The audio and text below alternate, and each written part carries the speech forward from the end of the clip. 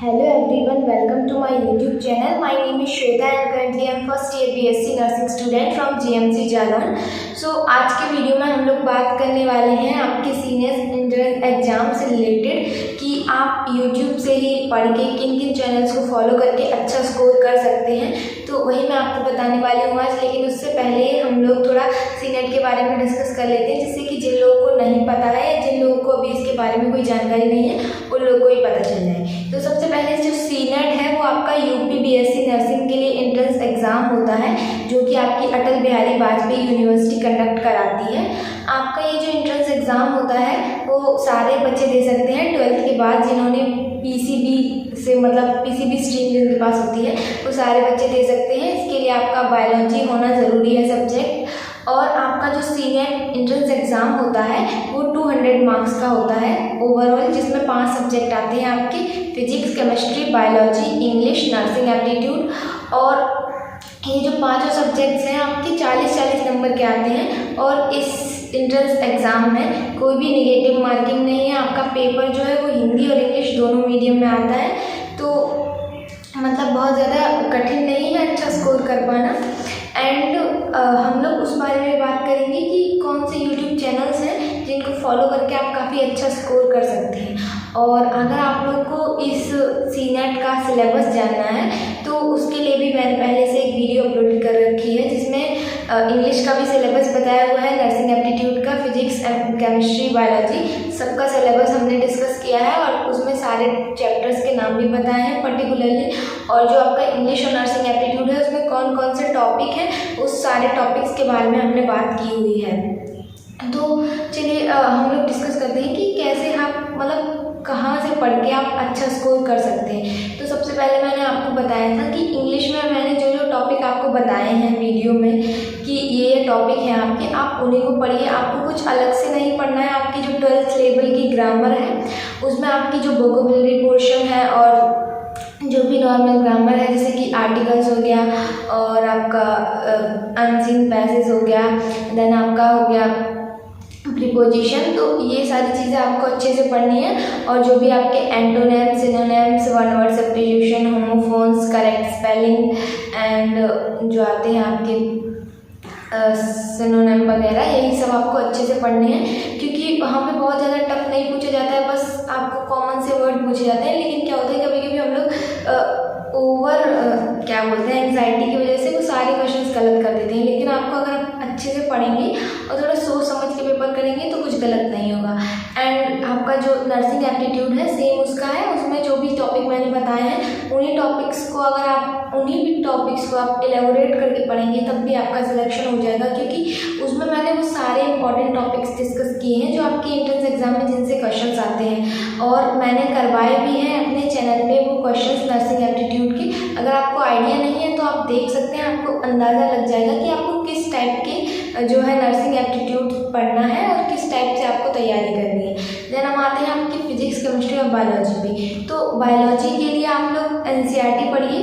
मेरे पास एक बुक है, मैं आपको दिखाती हूँ. ये वो बुक है नर्सिंग बायोलॉजी की. इसमें 11th और 12th का दोनों का है. इसमें क्या है कि आपका जो एनसीईआरटी का है पूरा 1 लाइन में दिया गया है. बट ये जो बुक है आपको दिख रही होगी, ये मैंने ऑनलाइन मंगवाई थी. और ये बुक केवल इंग्लिश मीडियम है, तो ये हिंदी मीडियम में बुक अवेलेबल नहीं है. लेकिन अगर आपको पढ़नी है ना, अगर आप हिंदी मीडियम से भी हैं तब भी ये बुक काफ़ी अच्छी है.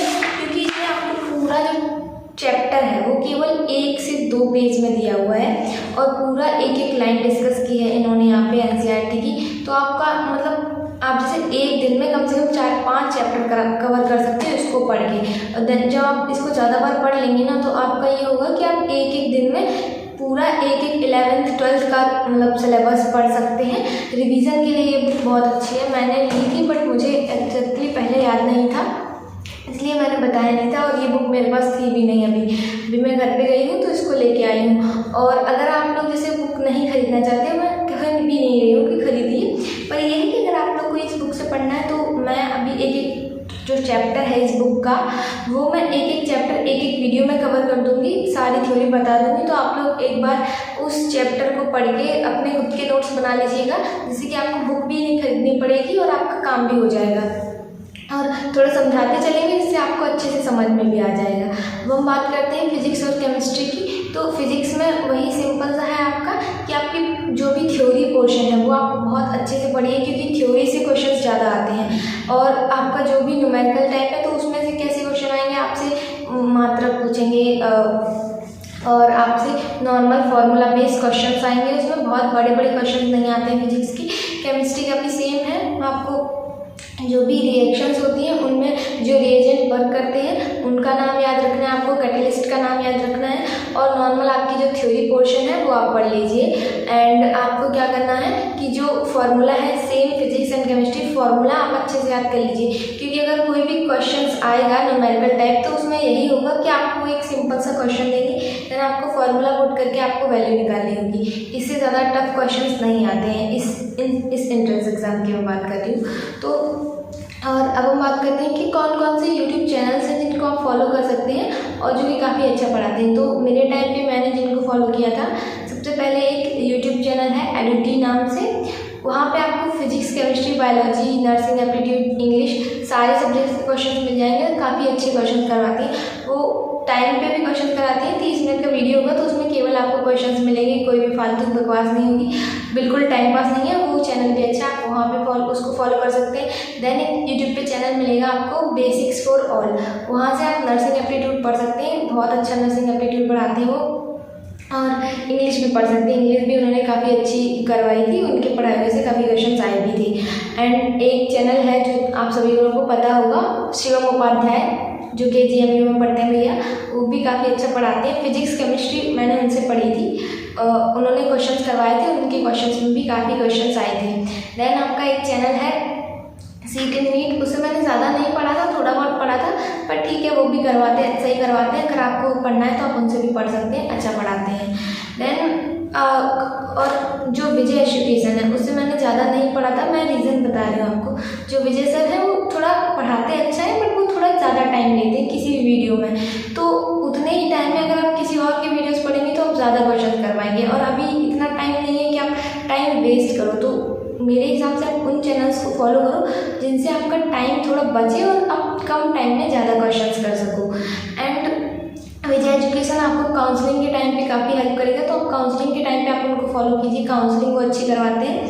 तो यही कुछ चैनल्स थे, मैंने अभी आपको नाम बताया, एडुटी, basic for all, Shivam Upadhyay, and CET and NEET से भी पढ़ सकते हैं आप।